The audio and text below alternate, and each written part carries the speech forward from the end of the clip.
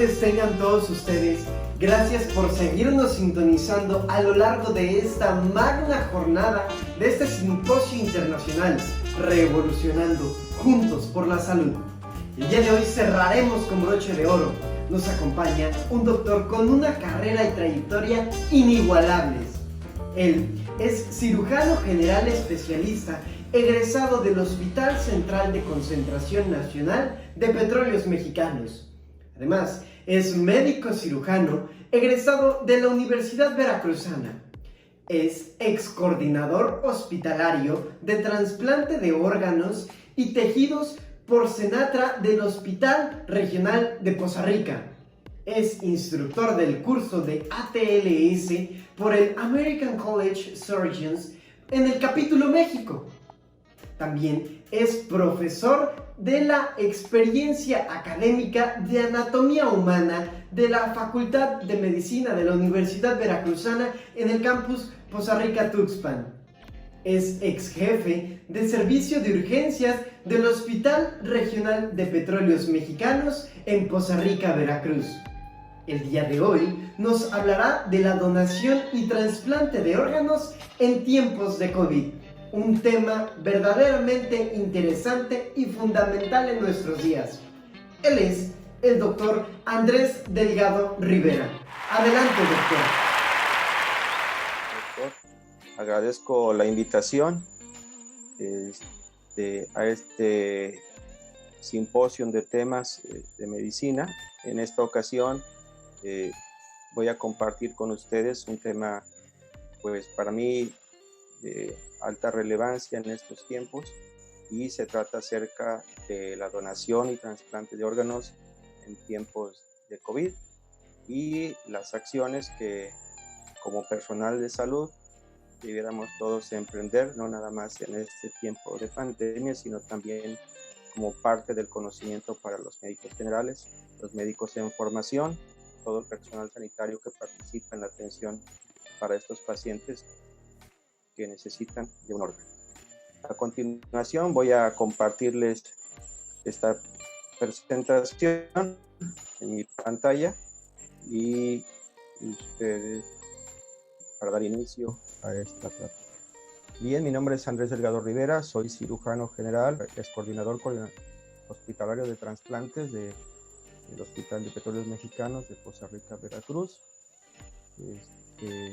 Desde 1996 estuve a cargo de la coordinación hospitalaria de trasplantes de mi hospital, y una de las características que me movieron a participar en este programa fue la necesidad de iniciar este tipo de actividades en los hospitales regionales de Petróleos Mexicanos. Para ello tuvimos una capacitación durante un año en el Centro Médico Siglo XXI del Instituto Mexicano de Seguro Social y en el Hospital de la Raza, donde cursamos nuestro diplomado de coordinador hospitalario de trasplantes. Durante ese tiempo, las acciones que uno como coordinador hospitalario de trasplantes es un médico que ha sido previamente entrenado, puede ser un médico general, un médico cirujano, capacitado para el manejo de, sobre todo, y la detección de posibles pacientes que puedan ser sujetos de donador de órganos.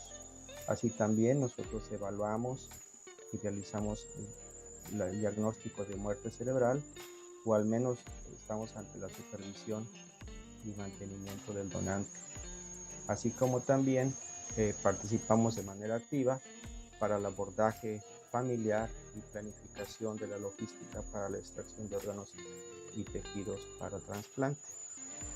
Actualmente la institución Petróleos Mexicanos se encuentra formando parte de esta red de hospitales procuradores de órganos, y el Hospital Central Sur de Petróleos Mexicanos es el hospital donde se realiza la mayor parte de los trasplantes. Nuestra institución está regida bajo el marco normativo de la Secretaría de Salud y el Centro Nacional de Trasplantes de este país.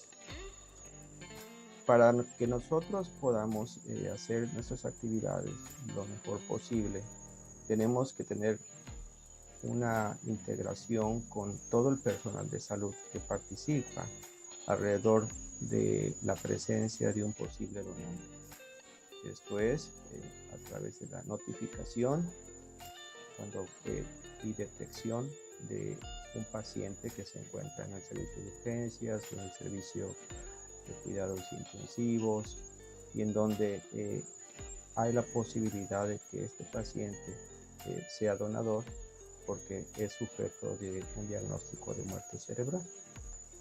Para ello es importante que nosotros tengamos el diagnóstico ya firme de muerte cerebral y podamos entonces comunicarlo así al familiar y solicitar, ¿verdad?, de manera respetuosa y empática el gran acto que es de donar un órgano para que otras personas puedan seguir viviendo. Así también formamos parte de establecer estrategias para mantener el órgano de este donante en perspectiva y que llegue a feliz término con una extracción del órgano donado o del tejido donado y se realiza el trasplante para quien lo necesita. Todos los agentes involucrados en este proceso de donación y trasplante inician desde el paciente, los médicos y toda la comunidad. Para ello es importante que nosotros como mexicanos, estemos siempre en esa perspectiva de poder dar algo aún después de que hemos fallecido. Para ello es necesario informar a nuestra familia nuestro deseo de poder donar un órgano, un tejido. Sin esta información, pues no podemos nosotros retirar o operar o quitar un órgano de alguien que no cumple esa solicitud de que él quiere ser donado. Entonces, ¿qué es la donación? La donación es un acto altruista, netamente altruista. Creo que la donación es el acto más maravilloso y generoso por el que una persona manifiesta su voluntad a partir del momento en que muere y cualquier parte de su cuerpo que pudiera ser apta de trasplante pueda ser utilizado para otra persona. Existe ya una ley, ¿verdad?, en México que nos delimita exactamente que el ser humano, quien durante su vida después de su muerte, o bien después de su muerte, bien sea por voluntad propia o la de sus parientes, se le puede hacer un órgano, tejido, derivado o material anatómico con el fin de utilizarlo para trasplante en otros seres humanos con objeto terapéutico exclusivamente. Esa es la definición de quién es un donante, qué es un donante. Hay donantes vivos, en el cual quien dona, ¿verdad?, puede donar un tejido regenerable, como cuando donamos sangre, cuando hemos escuchado que alguien dona médula ósea, o alguien dona un riñón, o un segmento del hígado. El hígado también se puede donar aún estando vivo, un segmento, y pueda utilizarse en un paciente que tiene la necesidad urgente de tener tejido hepático funcional. Este tipo de trasplante se realiza entre aquellos familiares con aquellos con preferencia que tienen genéticamente emparentados, que son hermanos, primos, sobrinos, o que tienen una relación genética. Otro tipo de donante es el donante cadavérico. Es aquel que fallece por muerte encefálica, en el cual esta muerte encefálica es consecuente, en el cual no hay un cese irreversible de todas las funciones del tronco cerebral, los hemisferios cerebrales, con lo que conlleva a una pérdida absoluta de la capacidad respiratoria y circulatoria. Es decir, el paciente no puede respirar por sí solo, no hay circulación propia, necesita cierto tipo de medicamentos para que haya esa circulación y ese latido cardíaco, por así decirlo. Y estas situaciones son mantenidas de manera artificial en un hospital, en una unidad de cuidados intensivos, en donde se le está proporcionando este tipo de medidas para que los tejidos, en este caso el corazón, el pulmón, continúen con un flujo sanguíneo que le permita tener vivo ese tejido. Hay otro tipo de donantes en los cuales uno, en el paso de la visita de los hospitales, puede uno inferir que este paciente pudiera evolucionar hacia una muerte cerebral, y son los donantes cadavéricos potenciales, es decir, aquel paciente que sufre algún traumatismo craneoencefálico y por el grado de lesión que tiene cerebral ya tiene una escala de Glasgow de 7 o más baja. Uno tiene que estar pendiente de la evolución de este paciente, porque la escala de Glasgow puede ir hacia abajo y de 7 evolucionar a 6, 5, 4, 3, que es la escala mínima, y ya entonces obviamente este paciente ya prácticamente tendría muerte cerebral, y en ese momento el paciente, en el momento que uno hace el diagnóstico de muerte cerebral, prácticamente hace un diagnóstico de defunción, pero el resto de los tejidos sí está funcionando. Otros pacientes que también uno tiene que estar al pendiente de su evolución son aquellos que sufren heridas por arma de fuego en cráneo, en los cuales, derivado de un accidente, de una lesión, pues caen en este desafortunado estado físico y evolucionan hacia muerte encefálica. Otros de los pacientes que también uno mantiene en vigilancia estrecha son aquellos que sufren accidentes cerebrovasculares o embolias cerebrales, hemorragia cerebral, hematomas uranoideos, en los cuales, derivado del daño cerebral irreversible, el paciente sufre muerte encefálica. Y otros aquellos pues, que llegan a tener un tumor cerebral primario, es un tumor cerebral específicamente circunscrito al tejido encefálico, que no es un tumor metastásico, no sé, es un tumor específico del sistema nervioso central, ¿verdad? Y que él, seguramente por las características o la gravedad de su tumor, no va a tener una evolución adecuada, y este paciente se va a ir teniendo un deterioro neurológico hasta que llega a la muerte encefálica. Para ello, pues nosotros tenemos que estar evaluando a este paciente, y junto con este paciente los órganos y tejidos que pudieran ser útiles para una potencial donación, ¿verdad? Nunca debe descartarse ningún donante potencial. Si primero no ha sido evaluado, podemos retroceder, en este caso el coordinador hospitalario o el médico adscrito, en este caso un internista, que en la mayor parte de las veces son quienes participan, los médicos de cuidados intensivos, intensivistas, o hasta pediatras de terapia intensiva o pediatras neonatólogos. ¿Cuáles son los órganos y tejidos que habitualmente son sujetos de trasplantes? Son los riñones, el hígado, el corazón, pulmón, páncreas, intestino. Todos estos órganos ya han sido sujetos de trasplante en nuestro país.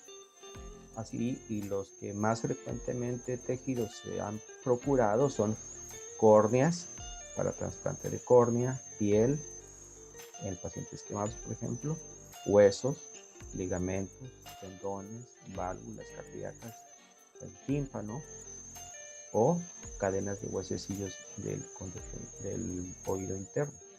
Son todos estos tejidos y órganos son los que se pueden trasplantar y se pueden donar. Entonces, para que haya una valoración clínica del donante de sus órganos y tejidos, nosotros ya debimos haber empleado una historia clínica en este paciente y establecer de forma clara y precisa cuál fue la causa de la muerte. Si no tenemos esto, este paciente no puede ser un donador. Así también tenemos que tener los datos generales, obviamente la antropometría del paciente. Hay contraindicaciones absolutas, contraindicaciones relativas. ¿Sí? Por ejemplo, una contraindicación absoluta es ningún menor de edad puede ser sujeto de donación, ninguna mujer embarazada tampoco. ¿Sí? Ningún paciente, ningún individuo que tenga un problema de nivel psicológico, por así decirlo, como alguna trisomía 21, un Cri-du-Chat o alguna alteración neurológica. Y hay contraindicaciones relativas que, bueno, estarían sujetas a la evaluación del comité de trasplantes del hospital. También tenemos que evaluar los hábitos personales de este potencial donante. Si tenía algún uso de algunas sustancias tóxicas, por ejemplo, drogadicción o algo que pudiera constituirse en un riesgo potencial para el receptor. Y así también hay que hacerle pruebas de laboratorio, todas las que son de rutina, junto con todo el panel viral, los paneles de hepatitis, etc. Entonces, al establecer la causa de la muerte, debemos descartar enfermedades que contraindican la donación. Esas enfermedades que contraindican la donación son prácticamente todas las enfermedades infecciosas. O sea, no vamos a procurar un órgano de una persona que tenga meningitis o un absceso cerebral, una encefalitis aguda, una meningitis, una neoplasia metastásica. Este paciente está descartado. Aquellos que tienen infecciones por virus lentos, como pudiera ser una enfermedad como la esclerosis múltiple, una esclerosis lateral amiotrófica, tampoco pueden ser donantes. Al revisar la historia clínica de este individuo, nosotros tenemos que ver la edad, quién es, nombre completo, de dónde viene, ¿sí? Su procedencia, sus hábitos personales, si tiene alcoholismo crónico, si tiene hábitos tabáquicos, si tiene riesgo de HIV, si tiene prácticas sexuales de riesgo, si tiene tatuajes. Y obviamente todo esto va reportado en la historia clínica que le elabora el médico general a su ingreso, o el médico interno, el médico residente, el médico pasante. Obviamente los datos antropométricos, como son signos vitales, peso y talla. Así también en las contraindicaciones absolutas que hay para que alguien pueda donar, se encuentran las sepsis, todas las hepatitis A, B, C, el citomegalovirus, infecciones por herpes simple, neoplasias malignas, todas, la enfermedad vascular aterosclerótica avanzada y la colagenosis o vasculitis. Son enfermedades que contraindican de manera absoluta que alguien pueda donar. Y entonces, ¿dónde vamos a buscar estos pacientes? Pues son en las áreas que les comentaba, ¿no? En los servicios de emergencia, terapia intensiva, unidad coronaria, en las unidades de politraumatizados o en las unidades de reanimación de anestesia. En aquellos en donde, por las circunstancias de la enfermedad de ingreso de este paciente, uno observa que su estado es muy crítico y que desafortunadamente, derivado de su enfermedad de base, su evolución probablemente sea hacia el deceso.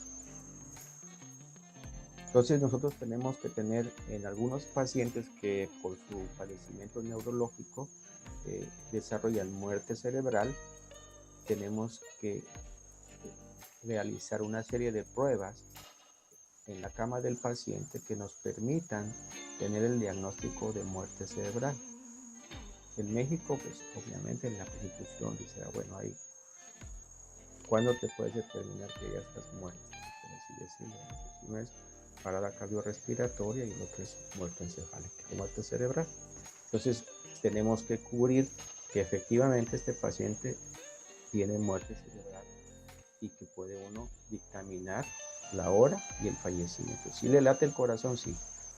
Respira si tiene un ventilador. Le late el corazón, tiene aminas, tiene soporte cardiovascular, pero el paciente no tiene flujo sanguíneo cerebral. Entonces, antes se definía clínicamente como el cese irreversible de las funciones cardíacas y respiratorias. Con el desarrollo de las técnicas de ventilación mecánica, las terapias intensivas, pues se puede mantener a un paciente por largo tiempo, ¿verdad?, con un soporte cardiocirculatorio y pulmonar. Entonces, el concepto de muerte se empieza a modificar basándose en la utilización de criterios neurológicos. Entonces, se ha definido que el cese irreversible de las funciones encefálicas se considera muerte cerebral. Pues ha sido reconocido y aceptado a nivel mundial como por toda la comunidad científica, el clero también, y así se contempla legalmente. ¿Sí? Cuando muerte cerebral es igual a defunción. ¿Sí? Está fallecido el paciente.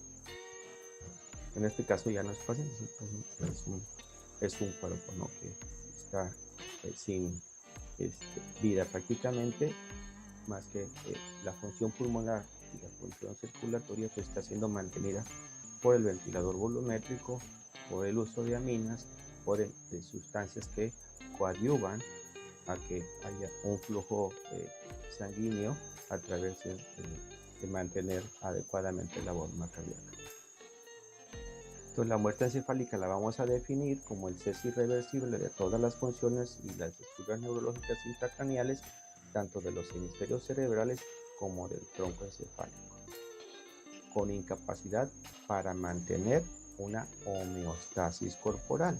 Es decir, el paciente no puede mantener su ventilación por sí solo, no puede mantener su latido cardíaco por sí solo, no puede mantener su temperatura, no puede mantener ninguna de sus funciones vitales. Y entonces aquí tiene uno que hacer el diagnóstico diferencial del coma reactivo, o si el paciente no tiene ningún reflejo en el tallo, el paciente está en apnea, no respira por sí solo. Esta exploración debe ser sistemática, completa y extremadamente rigurosa, ya que de aquí va a depender el suspender el soporte vital o realizar la extracción de órganos.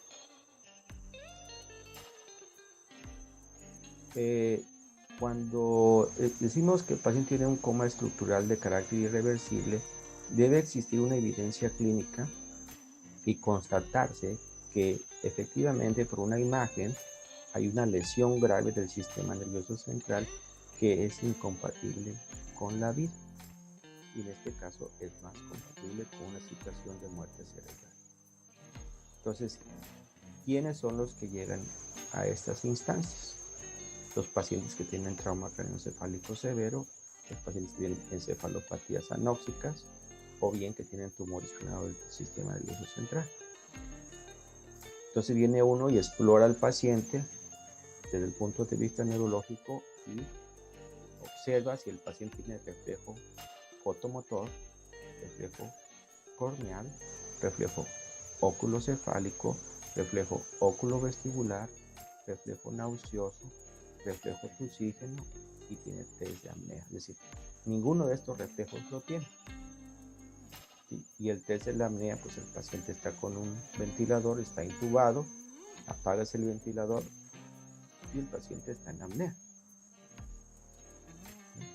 Entonces, aquí vemos una imagen donde tenemos la evidencia que no hay ningún reflejo fotomotor, ¿sí? Tiene una mirada fija hacia el frente, no hay reflejo pupilar a la luz. En el reflejo oculovestibular, cuando uno instila agua helada a través del conducto auditivo externo, no hay ningún reflejo. Habitualmente debiera haber una movilidad del globo ocular y vemos que no hay ningún reflejo. Y otro de los métodos diagnósticos instrumentales que habitualmente uno utiliza en el hospital es el electroencefalograma, de los más comúnmente utilizados, los potenciales evocados, que son otro mecanismo para poder evaluar sistema nervioso central, la arteriografía, la sonografía Doppler transcranial y el angiogammagrama cerebral con tecnesio 99. De los que más utilizamos es el electroencefalograma, en un electroencefalograma plano, una arteriografía sin flujo sanguíneo cerebral, o bien una angiogamografía cerebral en la no hay signo del cerebro vacío, como decimos nosotros. El paciente tiene datos de muerte encefálica. Este es un electroencefalograma plano, vemos prácticamente no hay ninguna onda de respuesta, ¿verdad? Una arteriografía cerebral donde no vemos el síndrome de cerebro vacío, prácticamente no hay flujo sanguíneo cerebral, podemos observarlo acá en esta imagen, ¿sí? A través de una arteriografía carotidia, una sonografía transdoppler transcranial, tampoco observamos reactividad o flujo sanguíneo cerebral. Un gammagrama, igual vemos en la imagen clásica, ¿no?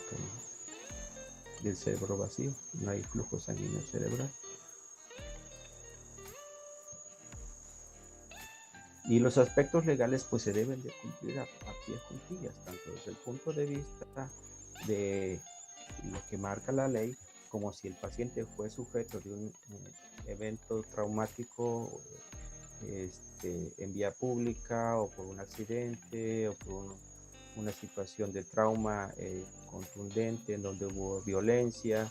Este tipo de situaciones se tienen que cumplirse. Si es así, bueno, uno tiene que solicitar la venia al Ministerio Público, en donde él nos da permiso, por así decirlo, para realizar ese tipo de situaciones, o de la procuración de un individuo, de procurar un órgano de un individuo que fue sujeto de un acto criminal, por así decirlo, o de un delito. Entonces, aquí también es importante la participación del MP, ¿sí?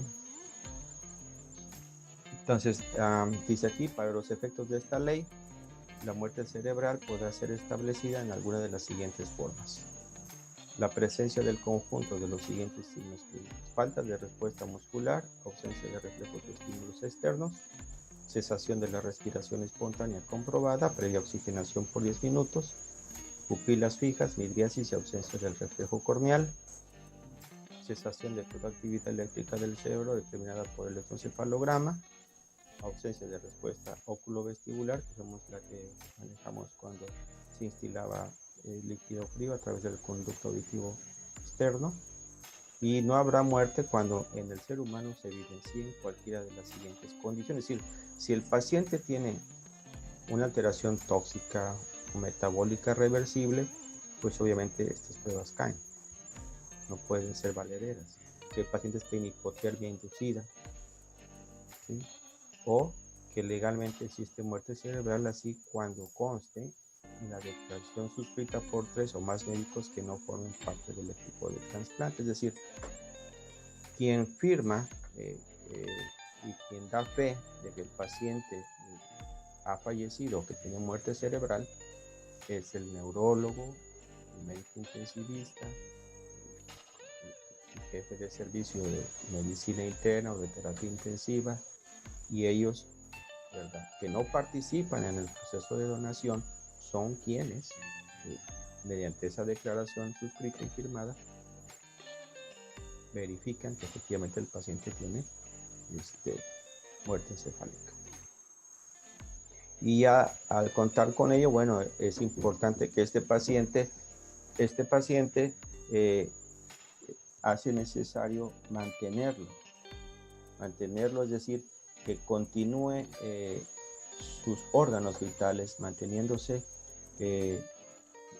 con un buen flujo sanguíneo. Un buen flujo sanguíneo del riñón, un buen flujo sanguíneo del pulmón, y esto se logra a través de una terapia de mantenimiento, que este paciente tenga buena presión arterial, buena diuresis, adecuada temperatura, en donde los órganos y tejidos pueden continuar viviendo. por decirlo así, o pueden ser, son útiles para ser procurados para trasplante. Entonces de ahí también nosotros estos pacientes los manejamos en terapia intensiva. ¿Por qué? Porque es importante mantener a este individuo que ya ha perdido la vida, ¿sí? Pero que el resto de sus órganos están en funcionamiento. Entonces con esto se evita la pérdida de donantes por parada cardíaca precoz e implica que hay una función adecuada del injerto o del probable injerto, si pues en este caso injerto se le denominará al órgano que se va a retirar y se va a trasplantar en otra persona. Reduce la morbimortalidad del receptor e implica un diagnóstico precoz del estado de muerte encefálica.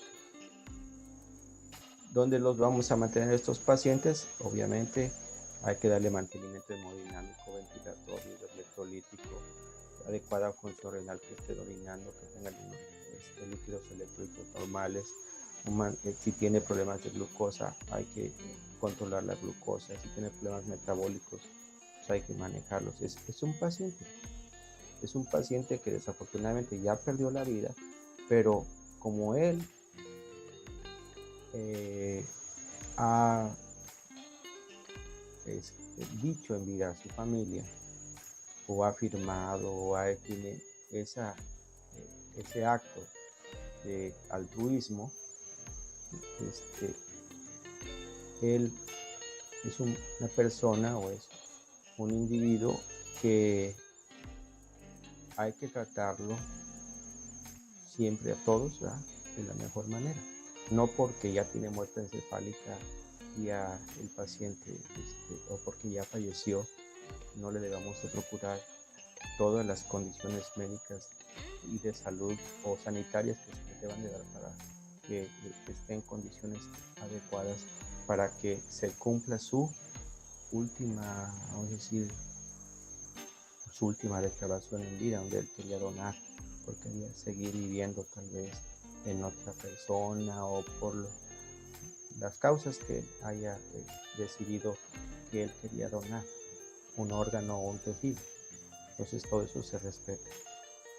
Y para ello, pues uno tiene que establecer una comunicación con la familia, donde ya hay una solicitud expresa ya de uno como coordinador hospitalario de trasplantes y se pone en perspectiva con toda la familia o con los principales familiares, ya sea en rama directa, los padres, la esposa, los hermanos, ¿verdad?, tratando de informar, ¿verdad?, cuáles son las condiciones que guarda en ese momento esta persona para que den su consentimiento y se concluya el acto de donación, que puede ser un acto de donación en vida o ya un acto de donación cuando hemos perdido la vida. Entonces, ¿cuáles son las soluciones? Pues entre más personal estemos capacitados y ciertos de que el donar un órgano es una de las situaciones más empáticas y altruistas que puede haber, pues van a ser posibles resolver problemas de salud graves para muchas personas y brindarles una oportunidad más para que sigan viviendo. Entonces, pensar es mejor tener el recurso y no necesitarlo que necesitarlo y no tenerlo, es decir, el órgano. En este caso es mejor organizarnos y todos como comunidad y ser empáticos y altamente altruistas. ¿Para qué nos queremos llevar órganos a la tierra o incinerarlos o enterrarlos si hay una persona que los va a necesitar, o una o varias, depende del número de órganos o tejido que tú como individuo quieras donar después de tu muerte? Y bueno, pues un individuo puede donar prácticamente, por así decirlo, todo y salvar 7 u 8 personas, ¿no? Con 2 riñones, pulmón, 2 pulmones, corazón, ¿sí?, intestino, páncreas. Entonces todo ese tipo de situaciones en donde hígado de manera integral una sola persona puede donar y puede salvar a 7 u 8 personas más. Entonces ese sería mi corolario de que todos tratemos de pensar que esta es una alternativa para la solución de muchos problemas de salud que existen en México y en el mundo. Y la terapia de trasplante de órganos, pues seguramente se va a constituir o ya se ha constituido como una necesidad apremiante, aún en estos tiempos de pandemias y de necesidades de ser empáticos con toda la comunidad para la salvaguarda de la salud y sobre todo para que la raza humana continúe existiendo cada vez con mejores, siendo mejores como personas y poder darles, aún a pesar de que uno ya no esté acá, pues una oportunidad a quienes se quedan aquí en este mundo para seguir estableciendo mejoras a la salud de toda la población. Esa sería mi plática para todos ustedes y agradezco la invitación y estamos dispuestos a escuchar sus preguntas o comentarios a través de esta charla. Muchas gracias a todos. Muchísimas gracias, doctor, por esta magistral conferencia. Los esperamos a todos ustedes en la página de Facebook Bullying, un problema que tiene solución, para la sección de preguntas y respuestas. Muchas gracias.